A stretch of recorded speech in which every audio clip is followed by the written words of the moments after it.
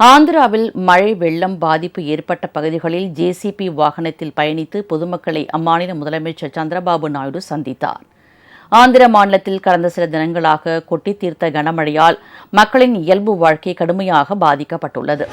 இந்த நிலையில் விஜயவாடாவில் மழை வெள்ள பாதிப்புக்கு உள்ளான பகுதிகளில் அம்மாநில முதலமைச்சர் சந்திரபாபு நாயுடு ஜேசிபி வாகனத்தில் பயணித்து ஆய்வு செய்தார். பொதுமக்களுக்கு அத்தியாவசிய பொருட்கள் கிடைப்பது குறித்து கேட்டறிந்தார். அப்போது வீடுகளை இழந்த மக்களுக்கு வீடு கட்டித் தருவதாகவும் உறுதியளித்தார்.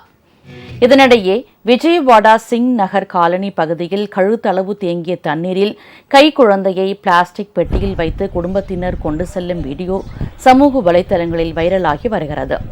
இப்பகுதியில் இன்னும் தண்ணீர் வடியாத நிலையில் குழந்தையை குடும்பத்தினர் நிவாரண முகாமிற்கு எடுத்துச் சென்றனர்.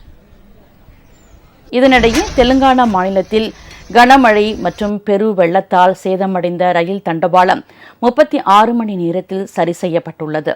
மஹபூபாத் மாவட்டம் இஞ்சிகனோ சமுத்திரம் அருகே ரயில் பாதையில் அரிப்பு ஏற்பட்டு தண்டவாளம் அந்தரத்தில் தொங்கியது.